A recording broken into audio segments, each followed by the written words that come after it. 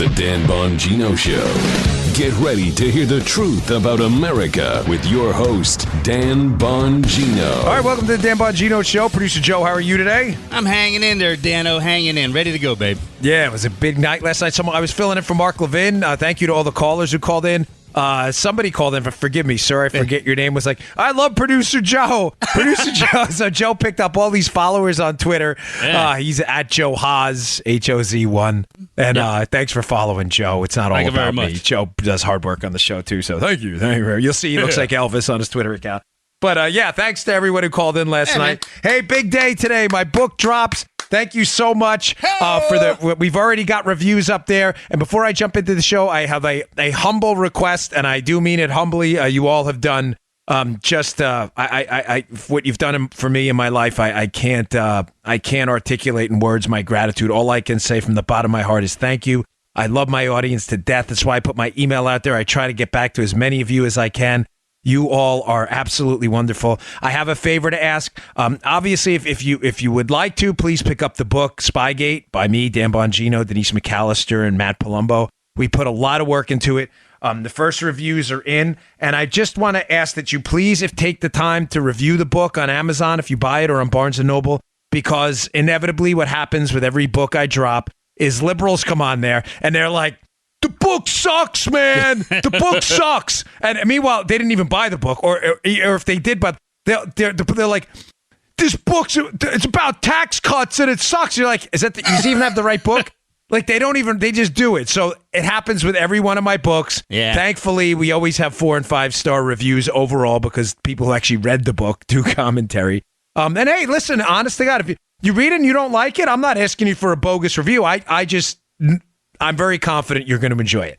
I'm just saying the liberals who don't even read the book attack us. So please go in, review the book on Amazon, Barnes & Noble. I would deeply appreciate it. There's just a first review by Judy S. I'm not going to read the whole thing, but just to show you and I think she nailed this thing.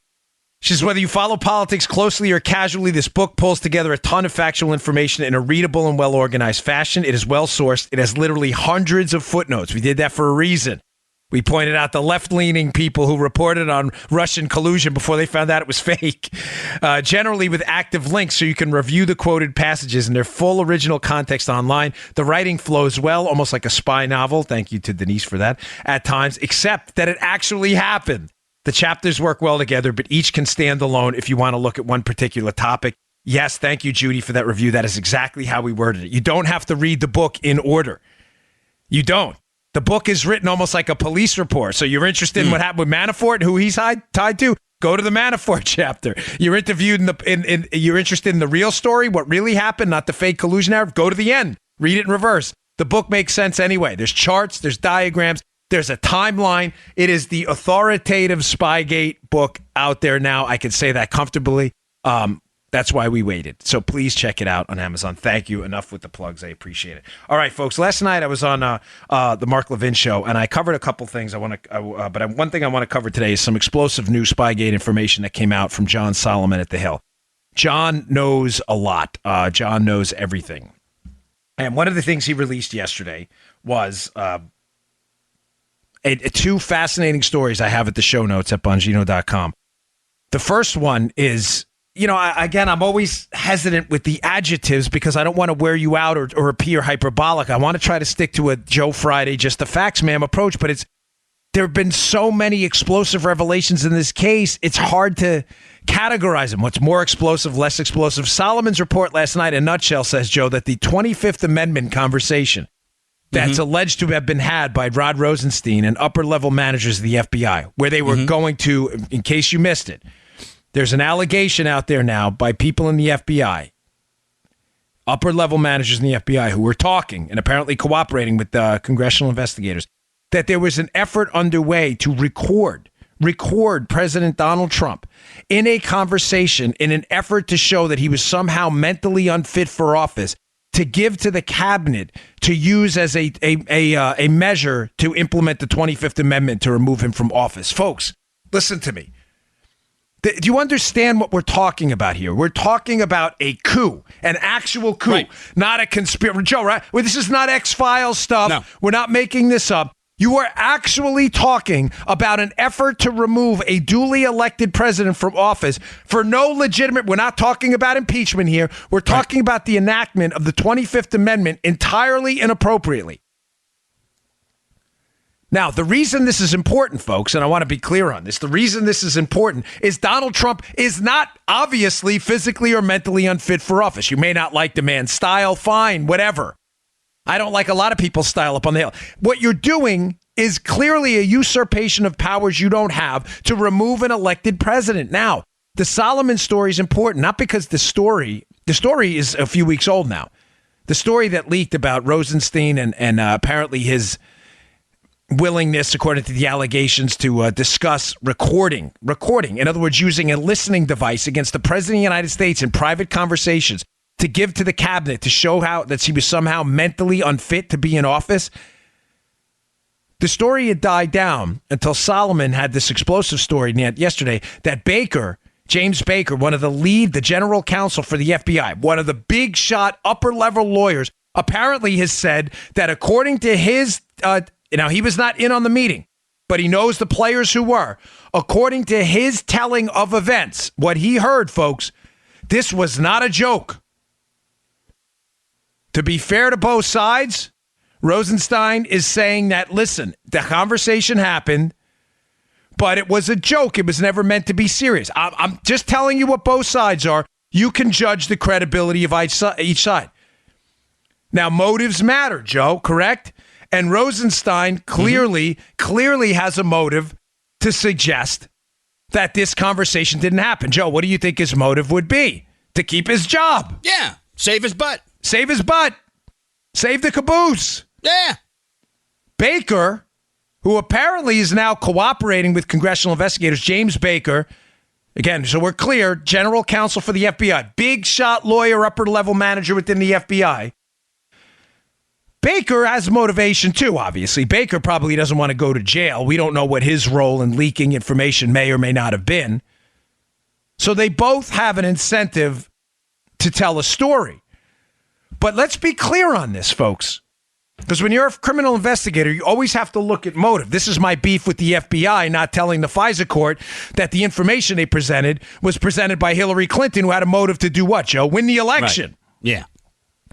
Baker's motive to cooperate, ladies and gentlemen, to save his own butt, is not equal to a motive to generate false information. I'm not explaining this well. Let me. Yeah. Sometimes analogies work better. I can see your little funky. Yeah, I know. I get it. I know Joe's the ombudsman. I can see him roll his eyes a bit. He's like, "What are you talking about?" When you do when you're a federal agent, right? And you do, let's say what we call it a proffer deal, right? I've got Joe hook, line, and sinker. Let's say on video conducting a bank robbery. I know it's Joe. He looks like Elvis. It's Joe. There's the video. You're busted, right? Yeah. But Joe's part of, say, a network of bank robbers. So we nail Joe. We get him in there. Joe's lawyer knows he's busted. Now, usually, I'll be honest with you, when you're a federal agent, your worst enemy is the opponent's, the guy you arrested's lawyer. Because he's going to say, we want this, this, and this. My client's not going to cooperate. My experience as a federal agent, when you've got a guy hook, line, and sinker, and you got him nailed, your best friend in the world is his lawyer. Because he doesn't want to go to jail. For some bizarre reason, the bad guy still thinks he's going to get away, and the lawyer's looking him in the face going, bro, it's over. It's over. Joe, they got you on video. Here's the still shots from the video. No, man. So you don't even need Joe. You go right to the lawyer. Joe, you're like, Joe, I'm going to enact your Miranda rights for you. Just shut up for now. I want to talk to your lawyer. You go to the lawyer. You go, hey, lawyer, bag of donuts. Your client's busted. He's nailed. The lawyer then goes to the guy and goes, hey, Armacost, bro, it's over. You either talk now or you're going to jail for 30 years for bank robbery. Right. You can give these guys up. So what happens next is typically a proffer deal. A proffer deal, we call it a king for a day deal, right? King for a day, meaning you come in, anything you said in that proffer session against your other bank robbers that you give up will not be used against you under one condition. You cannot lie. Oh! You lie in there and you tell us a fairy tale. What happens? Everything you said then can be used against you and you are screwed. So the king for a day deal is this. You will get a free pass. We will not use anything you say, Joe, about your role in the bank robbery against you, okay? But in that proffer deal, if you fudge it and you lie one time, it is over. And so what? Who becomes your best friend in the proffer? The lawyer. Because the lawyer understands that all of this stuff his client puts forth has to be true. And if it's not true, he's screwed because it's going to be used against him in a trial. I've done a number of proffer sessions. Folks, I have seen lawyers kick their client under the table, ask for a break. Hey, Dan, can we get a break? Which, you know what that means to me, Joe? Yeah. My client's BSing right now, and I don't want this to happen. And of course, you want him to tell the truth. So yeah, let's take a break. You come back in, the story completely changes. Let me talk to this Yutz for a minute. Yeah. Let me talk to this dope for a second. And he clearly doesn't understand the rules of this thing. And you come back in and you start over. My client misremembered something. Here's how. What I'm suggesting to you is this is a huge story that a soft coup was happening within the upper levels of the most powerful law enforcement agency in the world, the FBI. There are two conflicting stories of the events. There is Rod Rosenstein saying, I wasn't serious about recording the president and removing him from office in a soft coup. It was all a joke. We know Rosenstein's motive. He wants to keep his job. He doesn't want to be humiliated. He doesn't want to be disbarred. He doesn't want to be a historical embarrassment and cautionary tale. That is a strong motive to do what, Joe? To lie. Yeah. For Rosenstein, if that was a serious conversation, as Baker alleges, there is a very strong motive for Rosenstein to lie and say, no, that was all a joke. We weren't going to record the president. We weren't going to try to remove him from office. That proffer story I told you for a reason. It's not to waste your time or impress you with my proffer. I don't care about any of that. Proffer session skills. It's so you understand the deeper context of this story. James Baker, although not a proffer session, him going up on the Hill, Joe, per se, fully understands that if his cooperation is laden with lies and BS, that he's going to be entirely discredited, not useful later on as a witness, and could potentially go to jail himself if he had a role in illegal leaks. Right. This guy's a lawyer, folks. Baker, he's not stupid. I put far more credibility. Now, granted, I'm not a sage. I don't know right now conclusively with 100% certainty who is telling the truth. I can tell you based on the evidence, potential motives, for people to tell that story in conflicting versions of events. If I was a betting man right now and had my entire life's income and I had to take a side, I am 100% putting all my chips on James Baker's version of events. That Rosenstein was dead serious about this. I'm giving you my experience here, folks. I think Baker's versions of events, that Rosenstein was dead serious and this conversation was serious, is spot on. Now, having said that, I'm sorry, but I'm very excited about today's show because Solomon is just, I told you weeks ago, Solomon knows the whole story and he's dripping it out in dribs and drabs. And these last few days have been just explosive. They've been overshadowed a bit by the Kavanaugh thing, but now that's over. It's time to move on. Here is a deeper understanding of what happened during the time, though, because right now, I'm telling you the version of events I believe is Rosenstein was in fact serious when the suggestion came up to take the 25th Amendment to get Trump out of office in a coup and record him. Context matters. Here's the context, and this is contained in Solomon's piece. Joe, we have to remember the window in which this happened, the time window. That's important. That is absolutely critical. The time window this alleged meeting happened about recording the president was right around the time Jim Comey was fired. Now think, folks, think for a minute. You are the smartest audience here. I get emails from you. I'm like, damn, they're good. You are. I've had so many. You all know Mitchell, Judy. I'm trying to think. Paul, Mike. You people who send me emails all the time. That guy Phil. You guys are great, and ladies. But think for a second. Just because Rosenstein, Joe, may have taken part in this meeting and may have been serious about it, it's critical to understand where the actual suggestion came from. I'm not absolving Rosenstein of responsibility here if he did play a role in a plot to record the president. But I'm telling you as an investigator here, I doubt Rosenstein was the one who popped this 25th Amendment suggestion. Jim Comey's fired, Joe. Who's the number 2 at the FBI at the time? Do you remember? Andrew McCabe.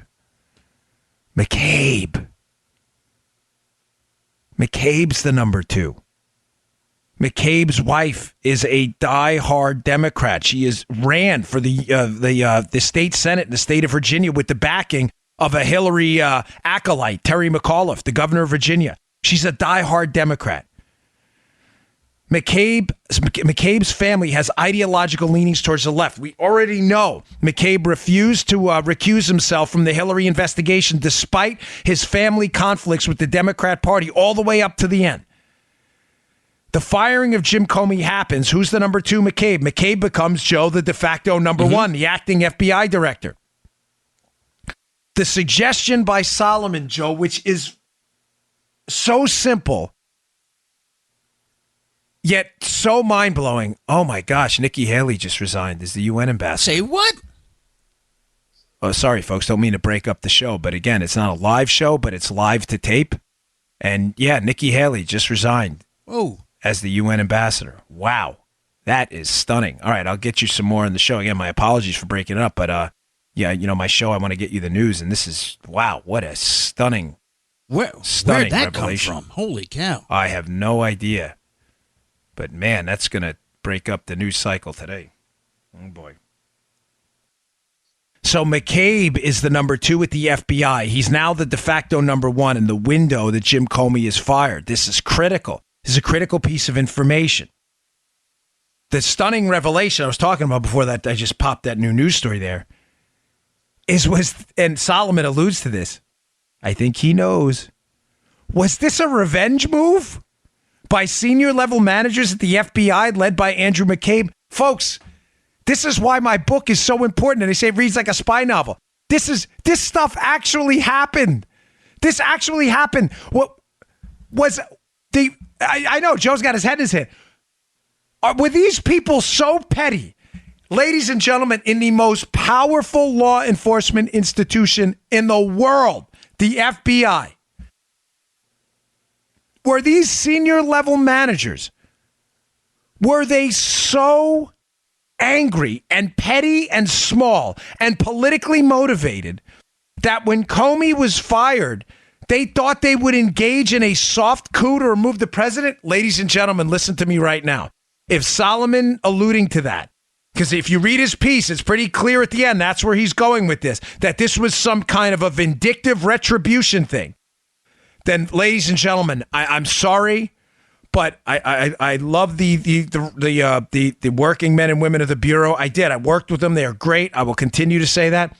But the upper level managers, anybody who sniffed this, who touched this, who was in the room, who was near it, who knew about it, who said nothing, who failed to sound the alarm, you must be removed from your position. Must. There is absolutely no turning back. Absolutely no turning back. Joe, do you agree? You cannot possibly retain your position Absolutely. If you were part of a soft coup effort to remove the president of the United States. There is no way you should have a firearm. You should have the power to arrest people and the power to direct law enforcement operations that at this point look 100% political. Folks, the story is a must read. It's in my show notes at The Hill. Bongino.com. I have 2 winners by John Solomon today. I'm telling you, again, he knows the whole story. As I said yesterday, the elegant part of Spygate is it's complicated. But it's complicated in simplistic ways. How each player interacted with someone to leverage their own advantage and save their own butts to try to take down Trump, that's complicated. The big story is not.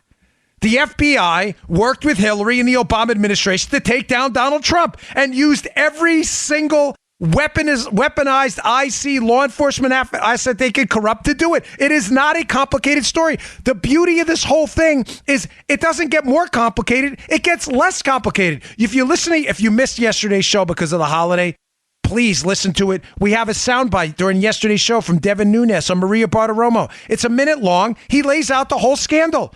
The FBI used information from the Democrats, brought it to a FISA court, never verified it, spied on Trump, and then lied about it. We played that yesterday. Please go back and listen to it. It is a critical piece by Devin Nunes. Critical. That is the beauty of this case. All right, you may forget the relationship between Adam Waldman and Oleg Deripaska and the FBI. I get that. My book covers that. You can always reference it. Just go to the chapter titled Oleg Deripaska, right? But understand this. It was all part of a concerted effort by people influencing the FBI and the Central Intelligence Agency led by John Brennan to politically take this president out. This is disgusting. This is one of the most horrifying stories I've ever heard. Just a quick reminder about the 25th Amendment, too, what it is, because some of you may not know. The 25th Amendment was designed for a physical or mental incapacitation by the president.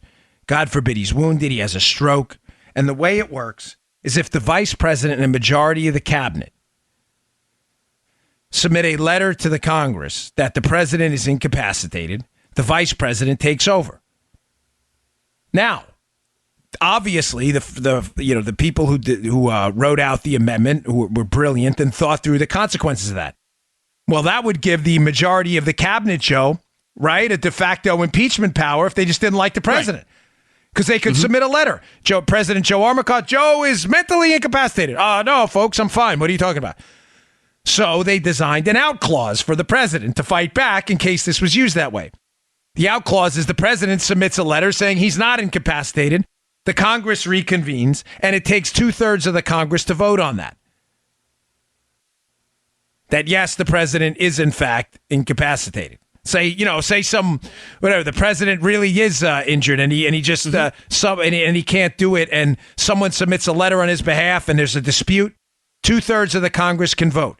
But this was never, ever, ever meant to be an impeachment mechanism, folks. It was meant for physical or mental incapacitation. Clearly, 100,000% not the case right now. This was a coup effort, which Solomon, Sarah Carter, Greg Jarrett, others, I'd like to think we played a small role in this as well, have exposed over time, and the case becomes simpler. This was a coup, a coup, a coup. And the Democrats, man, you're talking conspiracy theory stuff. No, you're talking imbecilic nonsense stuff. You're just avoiding the facts at this point. Joe, let's be clear about one thing. There is no dispute, folks. No dispute that this conversation happened. No dispute. None. The only dispute is that Rosenstein says he was kidding. James Baker says they were not kidding. I just laid out for you, given my experience, my knowledge, skills, abilities, what I've done, in my experience, why I believe that conversation was in fact serious. I believe Rosenstein wasn't joking.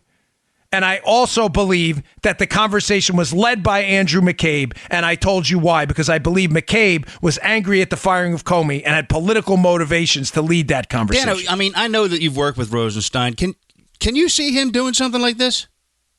I didn't know Rod personally, but I worked with him when he was the United States Attorney for the District of Maryland when I was a Secret Service agent in the Baltimore office.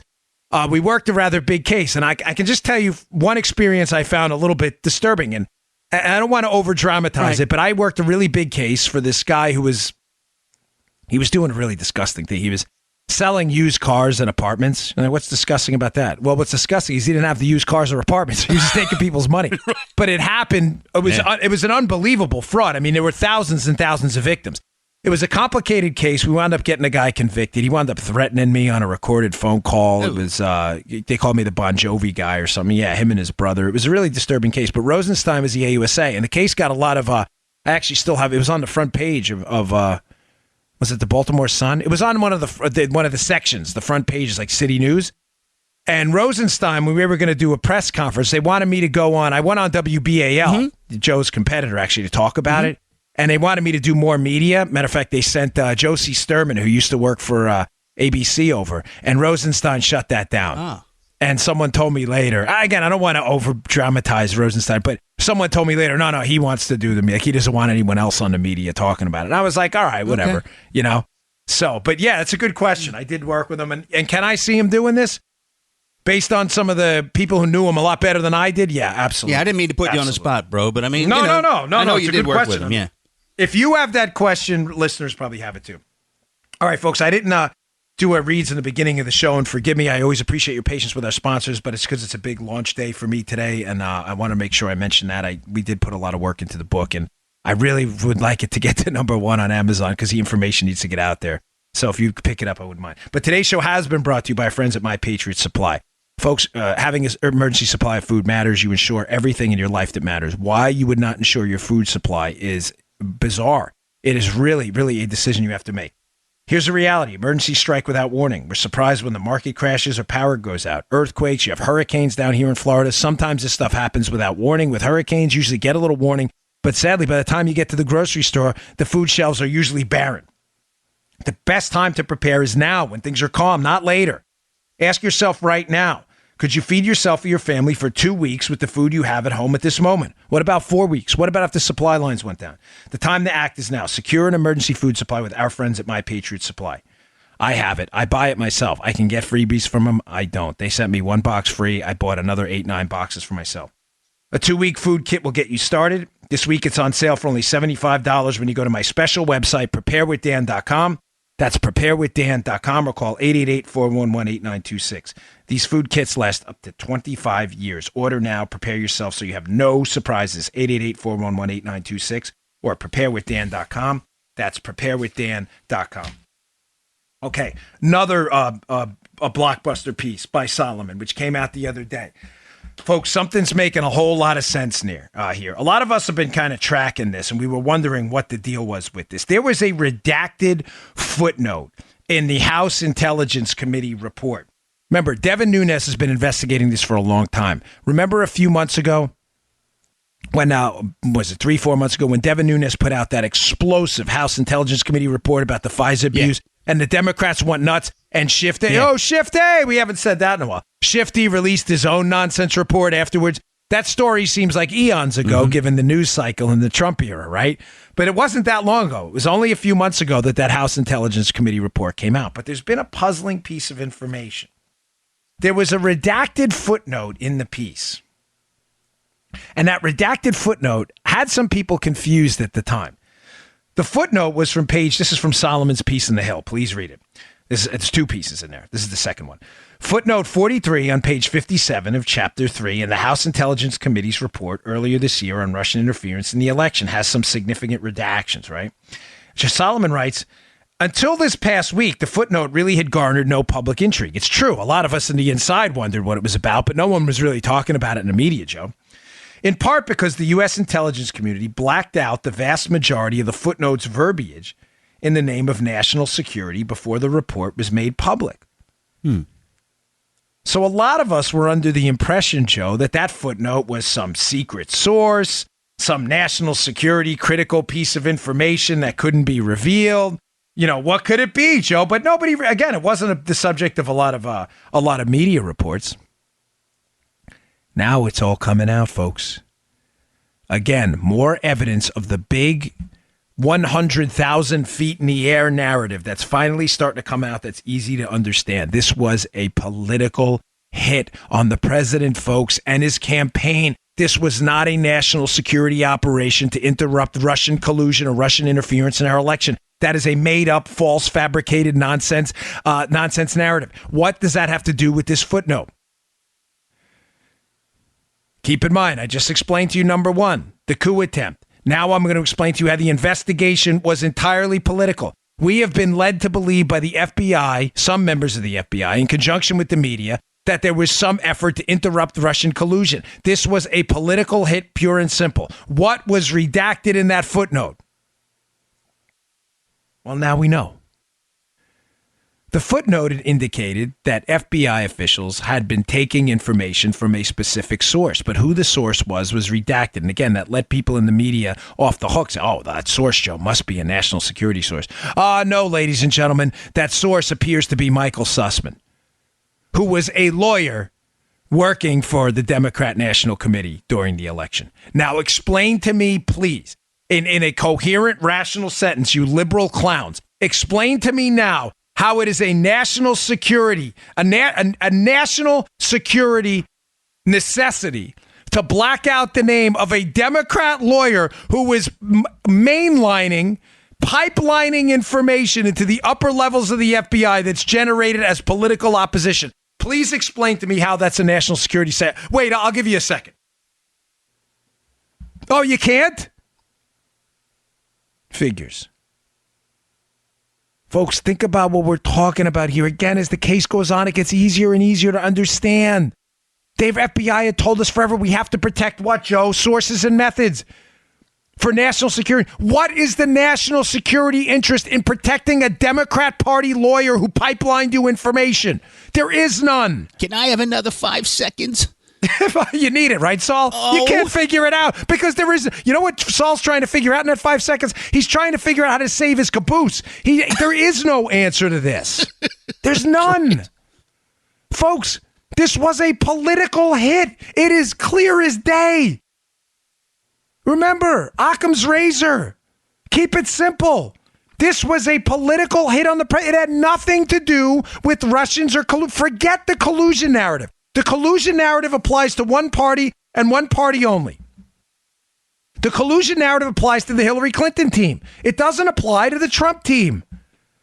Now, folks, one more really terrific point. Solomon, man, I tell you, I can't hat tip this guy. He did a great job in making, in the second piece I have in the show notes, the one I just quoted from.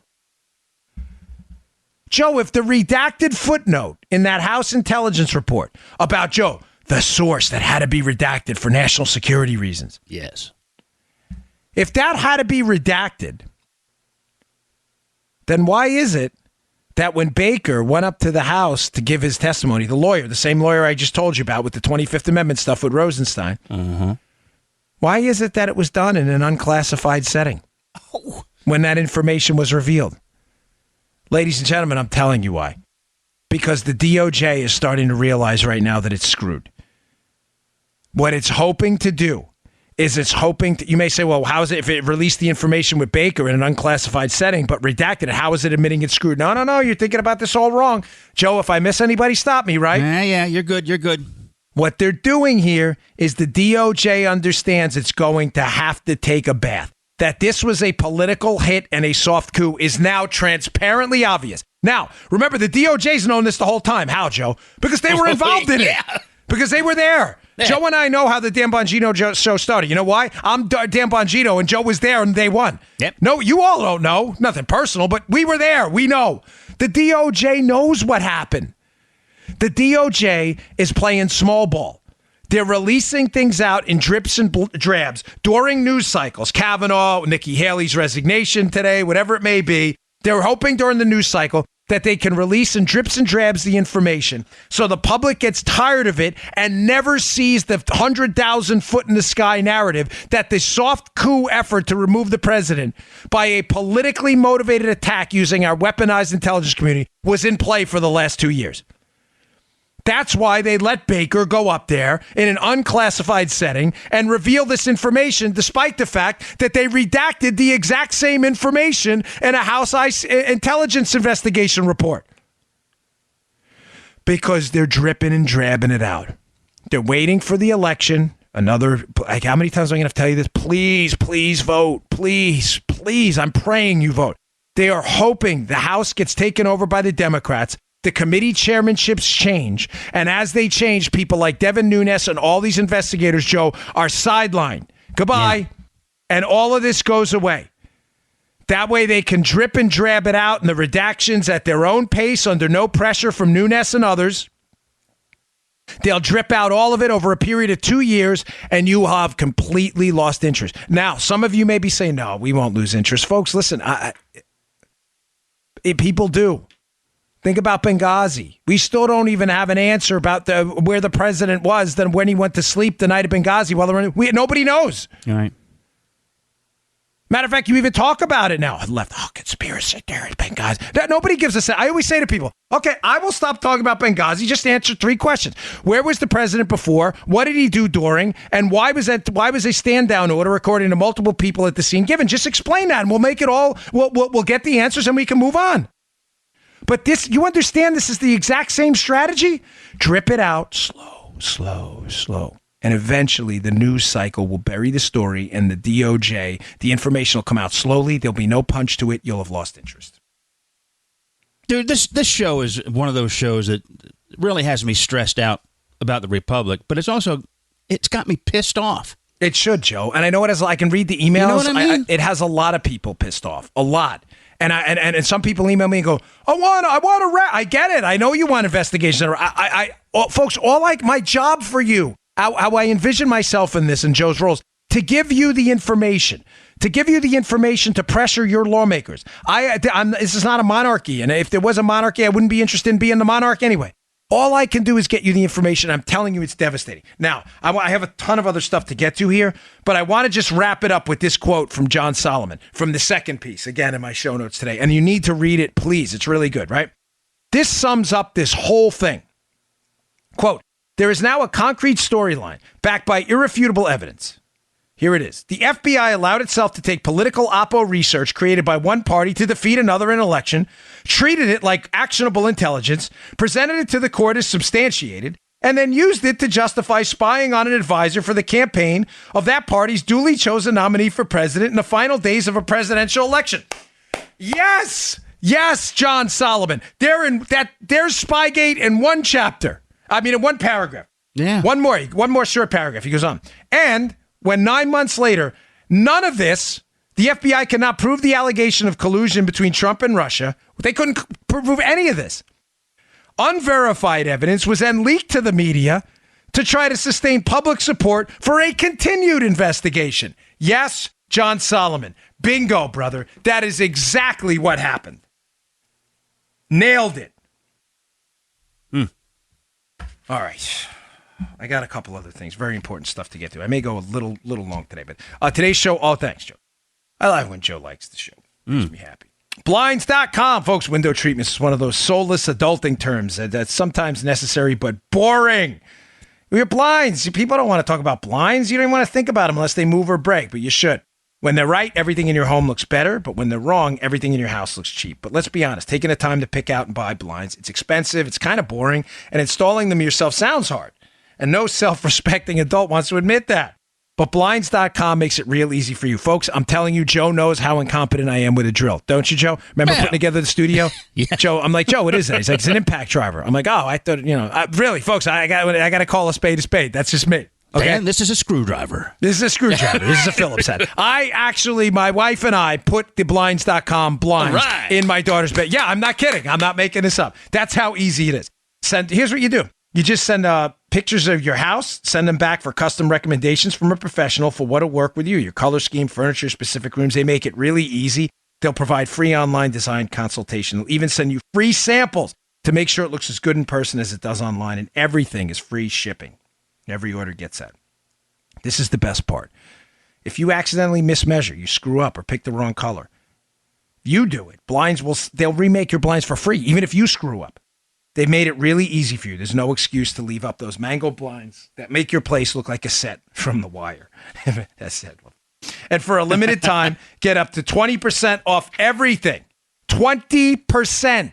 Not 20% off Blinds.com when you use promo code Dan.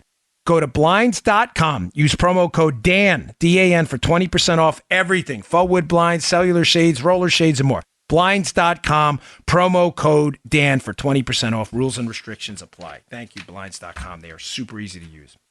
Okay. Oh, where do we go next? I'm not into... Well, you all right, Joe?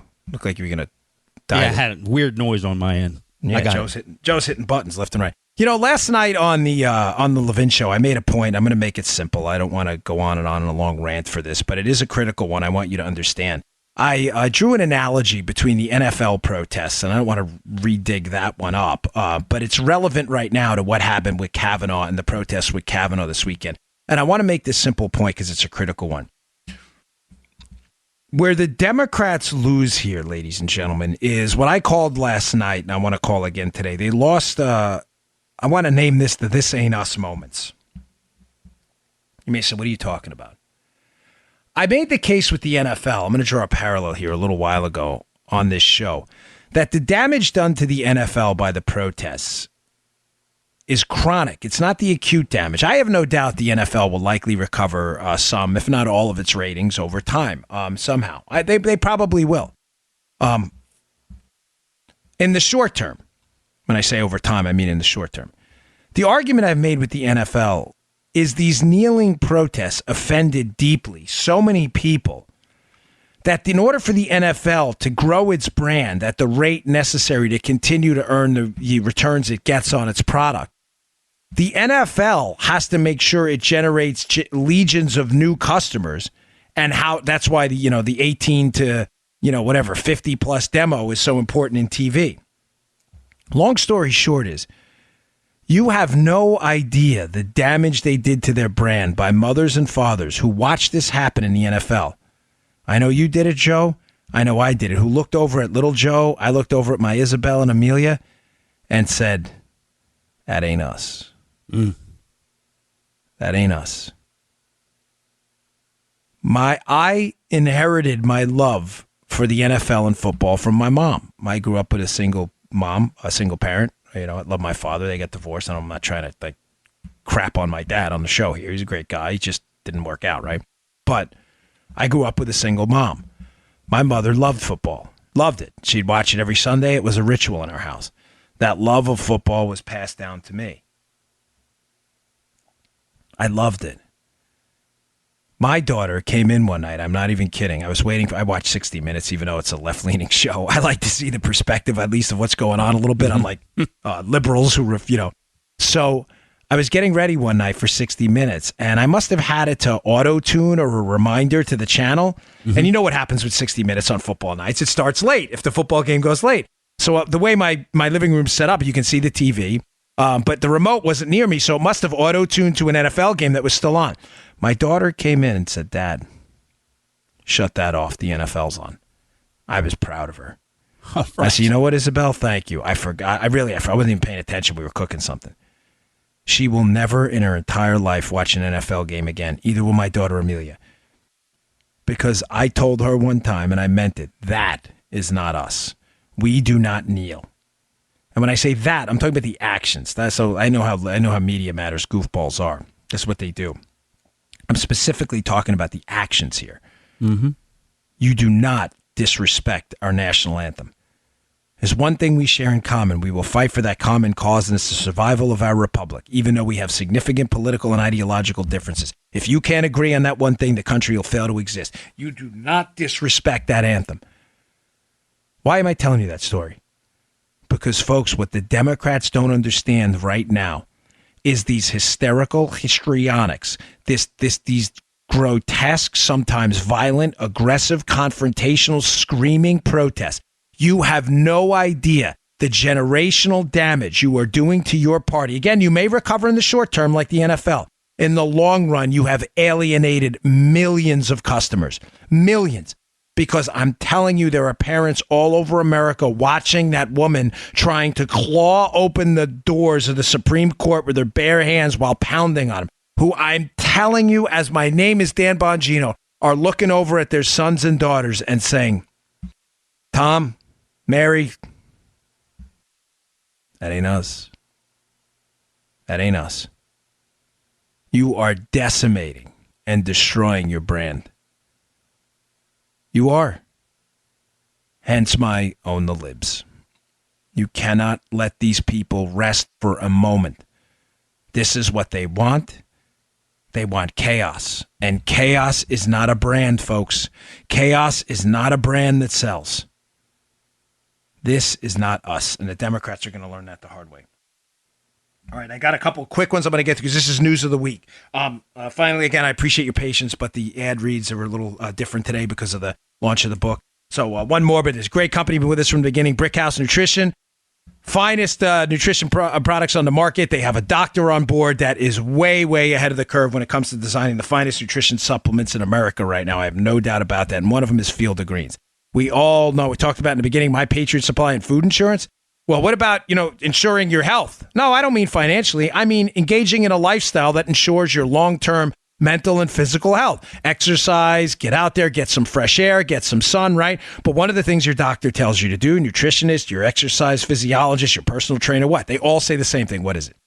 Eat your fruits and vegetables. So ask yourself, why don't you do it? Why? Oh, it's tough. I got to go shopping. I got to prepare them. I get it. I got a busy lifestyle too. What if I told you should do that, by the way? But if you can't and you don't have the time, what if I told you there was a product that would ensure you got your fruits and vegetables in every day and it tasted delicious? There is a product out there. It's called Field of Greens. It's available at brickhousenutrition.com/Dan. That's brickhousenutrition.com/Dan. It is a wonderfully tasting product. It has a very fruity flavor. You get it in a jar. It is not extract. It is real ground up fruits and vegetables. It is food. Real food. It's not cheap pills. It's not garbage. It is high quality fruits and vegetables ground up into a wonderfully tasting powder. I throw it in juice, sometimes orange juice, sometimes green tea, sometimes V8. It is terrific. It will ensure you get your fruits and vegetables in and all those benefits. The mental benefits, the physical benefits, the health benefits. Go pick up a jar today. You will not regret it. I swear by the stuff. I take it twice a day. brickhousenutrition.com/Dan. That's brickhousenutrition.com/Dan. Pick up a bottle of Field of Greens today. You will not regret it. Okay. Couple stories I want to motor through that are in the show notes, but are really important. Never in the history of nicknames, as I've said repeatedly, has a nickname backfired as bad as Don Blankenship, who was running for Senate in West Virginia. His nickname for Mitch McConnell, which was Cocaine Mitch. Cocaine Mitch was a nickname. It's a ridiculous backstory where he got it from. But bottom line is this. The way the internet works these days, Twitter's kind of funny. And the McConnell supporters, my wife's having a hard time understanding this. She's got on Twitter and she's figuring it out. If you're not on Twitter, it's tough to understand. It was meant as an insult. A guy running for Senate in West Virginia, not against McConnell, was running against the establishment types. Obviously, McConnell, being one of them at the time, being associated. He's regained a lot of his reputation from the Supreme Court appointments, but you get my point. Everybody used to attack who? Paul Ryan, John Boehner, Mitch McConnell. That was the way it went, Joe. I mean, you and I lived through the Tea Party movement. Right. Oh, yeah. So Blankenship, in an effort to win the Senate seat, said, I'm going to go to D.C., I'm going to fight the establishment, and we're going to take down Cocaine Mitch, too. And it was meant to be an insult. Yeah. Well, Blankenship lost. Listen, I don't know Blankenship, not knocking a guy. I don't know anything about him, right? I never met the guy. I'm just telling you what's happened. The Mitch McConnell team has actually taken a nickname and kind of quietly made it like a meme. No one's celebrating drug use. We shouldn't have to even put that. I'm just telling you what's happening. Okay, folks? It's been used as a rebel, like a rebel without a cause nickname, If you go to Twitter and put in Cocaine Mitch, you'll see 1,000 memes. And some of them are hysterical. One of them is, my name is Mitch McConnell. I traffic cocaine and get Supreme Court justices approved, and I'm all out of cocaine. It's all over the internet. Jeez. And it's meant to rehabilitate in some ways through unquestionably edging, questionable marketing, the reputation of McConnell. You get it, Joe? Oh, yeah. Yeah. I say that because Cocaine Mitch strikes again. I have a piece up in the show notes. He was asked, apparently, about 2020. 2020 is what? A presidential year, presidential election year, right? Everybody knows Donald Trump's up for re-election in 2020. Someone said to him, hey, Mitch, now that Ruth Bader Ginsburg is, 85, if a seat came open in 2020 during the election year, would you guys seek to confirm a Supreme Court justice if Trump were to nominate one? McConnell's like, yeah, we would. And I'm like, here we go. New rules. Now, if you're a regular listener to the show, you see exactly where I'm going with this. Some of you may not. McConnell, during the last year of the Obama administration, during a presidential election year, when Merrick Garland was nominated, said, we're not doing it. We control the Senate. We are not going to meet with Garland. I'm sorry. The seat will not be filled. We will not vote on it. And McConnell, give him credit where credit is due, with cojones of steel, stuck to it and got Neil Gorsuch in that spot after Trump was elected. Now, new rules. We went now. Listen, folks, these new rules may make you a little uncomfortable. Not me. I don't care. Not one bit. Now, McConnell's saying, well, if it was an election year, yeah, we'll stick someone in there. Cocaine Mitch strikes again. New rules. We win, you lose. Now, to be fair, McConnell does caveat it, and he's correct in saying that, hey, what I was talking about is when an opposition party controls the Senate, which should have been obvious. Now, you may say, Dan, don't be a hypocrite. If we meant that during an election year, no Supreme Court justice should be confirmed until the next president comes in, then we should mean it no matter what. Well, sorry, folks. Those are the old rules. I'm not interested. When liberals stop stealing MAGA hats and dumping waters on our head and attacking us, I'm more than willing to go back to the old rules. Till then, we win, you lose. Sorry, Cocaine Mitch strikes again. But you see the nuance here? He's introducing a nuance that wasn't there before, and reporters are all over it. I have a great story from the Washington Examiner today, Joe, in the show notes about this exact topic. Just to be clear, McConnell's saying, hey, we were using the Biden rule during the last year of the Obama presidency. Joe Biden gave that famous speech in 92 when the Democrats controlled the Senate and George H.W. Bush was in office, saying, we should not, he repeated, we should not, he said it twice, seek to confirm a Supreme Court justice in a presidential election year. McConnell took the Biden rule when the Republicans were in control of the Senate in the last year of Obama's presidency and said, we will not seat Merrick Garland. Now, when asked about it again, McConnell's like, well, I only meant because the Republicans controlled the Senate and it was a Democrat president. Now that it's a Republican president and Republicans control the Senate, we're going to plow right through that sucker. Yeah! You know, Dan, I've been thinking that this is a good time for us to do what the hell we want, don't you think? Yes. I didn't see where you were going with. Yes! Yes, it is! To Yes, do it is, what Dan. the hell we want. I'm sorry. Folks, I told you, when you want to return to civility, standard operating principles, the rules of the Senate, you want to stop calling Supreme Court justices gang rapists and other things like that, fine. Okay, I'm game. I'm down. Totally. Until that time, the new rules, however uncomfortable they may make you, and listen, feel free to email me, criticize me. Dan, we should stick by that principle about the Senate, no matter who's in control. Fine, I get it. I'm open to hear. I'm telling you, I am on the entirely opposite side of this. We win, you lose is the new credo. When the left wants to stop attacking us, then we can go back to some standard set of operating principles. Until then, it is all about winning. Hat tip. Cocaine Mitch. I'm not kidding. Put that in Twitter. There's got to be 10,000 memes of Mitch McConnell with that stuff. I want to explain something away. Moving on to a different story. Because sometimes you see something on Twitter and you get nailed on something and you feel like you have to explain it. And I want to explain it. It's not bad or anything. Don't worry. It's not. I went on Fox. I did. I went on Fox a while. I'm confusing Charlie Kirk and me, but Charlie went on Fox yesterday and talked about Kanye West and Taylor Swift. But I went on Fox a while ago and was talking about the importance of Kanye West's statement about, opening your eyes and thinking for yourself. And I said to you, remember the show, Joe? I said it on here on the podcast too. Please don't dismiss that. And I was very clear. Joe, you can attest to this. If not, call me out. I'm not going to hold it against you. Did I not say Kanye is not a conservative? He's not. I said, no, I'm not looking to him for political advice.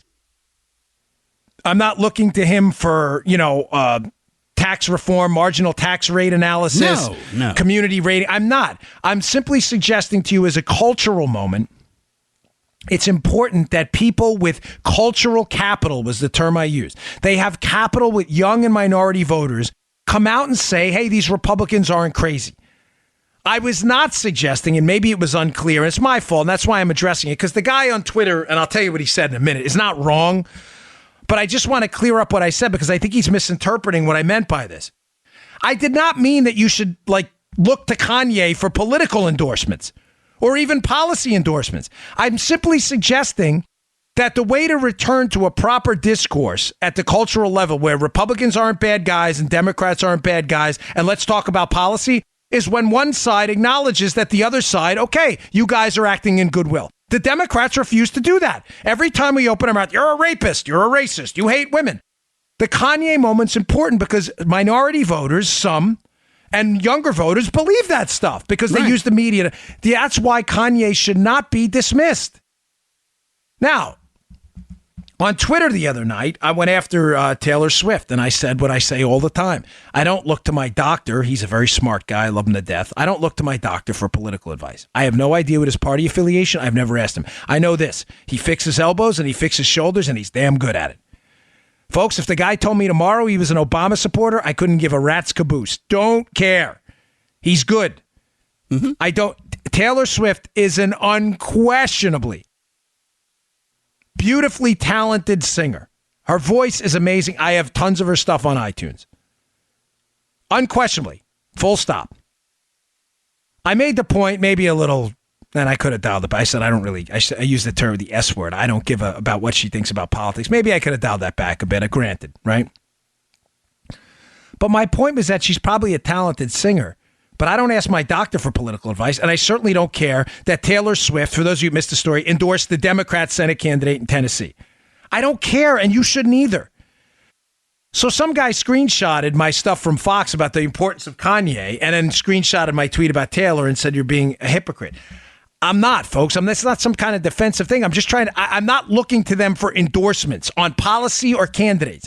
I'm simply trying to suggest that the culture's default view that Republicans are racists and rapists and misogynists. The only way that's going to get corrected in the culture amongst people who actually believe it because of the media is when people with cultural capital come out and say, folks, I don't care who you vote for, but that's not true. The Republicans are not those guys. That's all I was trying to say. But fair enough criticism on Twitter. Maybe I should have worded it differently, and I'm not immune to screwing stuff up. And I read it. It wasn't like it didn't get a lot of retweets. And people say, why are you even highlighting it? Because listen, I'm human like anyone else. And when you say something the wrong way or it's not clear to people, then you have a responsibility. And that's what I meant by that is we should not be taking Kanye's political endorsements. But his voice is an important one, and we shouldn't disregard it. And that principle applies to Taylor Swift, too. She's talented. She's a wonderful businesswoman. She's brought in billions of dollars of revenue in the entertainment industry. Folks, I simply don't care what she thinks about a political candidate in the United States Senate race. I don't care. And frankly speaking, I know I got a lot of negative feedback from Swiftie fans. So what do they call them? The Swifties or whatever, Taylorites? I don't know what they are. Fine, bring it. But I don't know why you should care either. I don't understand what deep analysis she has on political issues. Listen, she wants to give advice. And by the way, I'm not suggesting she shouldn't have a voice. She's got 21 million Twitter followers. She's free to say whatever she wants. I'll always support that. I'm just telling you, can I just sum it up this way, folks? Please just think for yourself. There you go. Just think for yourself. That's all I'm saying. There you go. And I'll move on. All right, this one's important. So there's a growing kind of, the Democrats are big on outrage campaigns and narratives. First it was the travel ban. Actually, first it was the Electoral College. Then it was the Trump presidency in general. Then it was the travel ban. Then it was the kids in cages that was actually under the Obama administration. We had all this stuff that happened, the outrage campaign. So there's a new outrage campaign building, and I want you to be aware of it, folks. You heard it here first, and be ready to respond because it's getting momentum. Matter of fact, I took a screenshot of this. This Ken Delanian, who is an alleged he's not a journalist, he's an activist, but he works for NBC. Believe me, this guy's don't for a second think this guy's a journalist. Read his Twitter feed. He's 100% a Democrat activist. But this is an article by Jason Willick in today's Wall Street Journal. Here is the new outrage campaign by Democrats it's building. You heard it here first, all right? In the wake of Justice Brett Kavanaugh's confirmation, some of his opponents have taken, Joe, to denouncing the United States Senate as undemocratic. This is going to be the new line of attack. Get ready. Here is the tweet by Ken Delanian, alleged reporter at NBC. It may not happen in our lifetimes, Ken Delanian tweeted, but the idea that North Dakota and New York get the same representation in the Senate has to change. So, ladies and gentlemen, federalism and all of the associated constitutional protections for small states, the NBC reporter, alleged reporter, Ken Delanian, wants them thrown out of the window. Folks, this is building on the left. They're saying The combined population of all of these Midwestern states doesn't even meet the population of New York City and Los Angeles. There's no way these people should get to vote with equal representation in the Senate. Folks, listen, I don't need to explain to you the constitutional protections, the checks and balances laid out horizontally and vertically. You get that.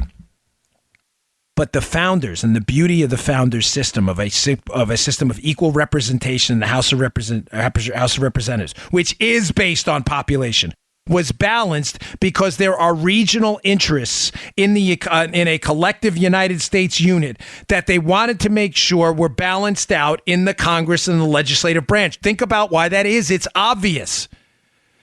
Folks, there are people who live in cities and industrial centers whose interests may be different than people who live in primarily agricultural areas. The United States, when we drew up the Constitution with these protections, wanted to be ensured that they had population representation in the House of Representatives, but that regional parts of the United States were not left out by a tyranny of the majority. Agricultural interests may not be the same as interests. People in cities may love some tariff that helps their tech industry that destroys farm interests in the Midwest. They wanted to make sure these interests were balanced. We are not a direct democracy. That is why there are regional interests in the United States that have to be protected. You can't have New York running what happens in Michigan or Wisconsin or North Dakota. Although New York does have outsized influence. Why? They have 20 plus members of the House of Representatives, and North Dakota doesn't. The Senate is meant to balance that. One final point on how ridiculous. Just to be clear, the new narrative that's building is this. The U.S. Senate is undemocratic. Look what happened in the Supreme Court. Don't play this down. Do it at your own peril. Ironically, folks, if that was true, and the Democrats are saying, well, the population, where the people actually live, should get to dictate everything for the country. Joe, let me ask you this. It's not a trick question. Yes, sir. Where is there a larger majority in the Congress for the Republicans, in the House of Representatives or in the Senate? In the House of Representatives, Dan. I'll explain later. Yes, thank you. Thank you, Joe. In the House of Representatives. You're welcome, Dan. You're the best. I love this guy. When this is video, this is going to be great. Oh, This is going to be great. Folks, in the House of Representatives. Some of you regular listeners will figure that right out. The House of Representatives. The irony of this whole thing is if Delanian from NBC, the alleged reporter's point was true, Brett Kavanaugh would have been appointed to the Supreme Court by bigger numbers, not smaller numbers. Do you get it? This is how stupid they lose on both arguments. Where the people live should vote. Yeah, they do. It's called the House of Representatives. There's huge Republican majority there right now. Did you miss that? What a dope. Oh, gosh. This is funny stuff. Oh, all right, folks. So just be prepared for the U.S. Senate's undemocratic. That's going to be the new meme. He's an activist at heart. All right, we're running a little late, but just quickly on Nikki Haley. She is resigning as a UN ambassador. She's saying she needs to take a break. A quote is, "It's been the honor of a lifetime." So we'll see what happens in the coming days. This is unquestionably breaking news. And again, folks, please, if you don't mind, please pick up my book today. I would deeply appreciate it. It's a launch day. It's available on audio version if you'd like to listen to the book. The Kindle version's on Amazon. It's available at Barnes & Noble. The hardcover's available. It's available everywhere. Please go check it out. Spygate, the attempted sabotage of Donald J. Trump. Please help us get to number one. I'd appreciate it. The book it's the best thing I've ever done. You're really going to love it. Thanks a lot, folks. I will see you all tomorrow. You just heard The Dan Bongino Show. Get more of Dan online anytime at conservativereview.com. You can also get Dan's podcasts on iTunes or SoundCloud. And follow Dan on Twitter 24/7 at DBongino.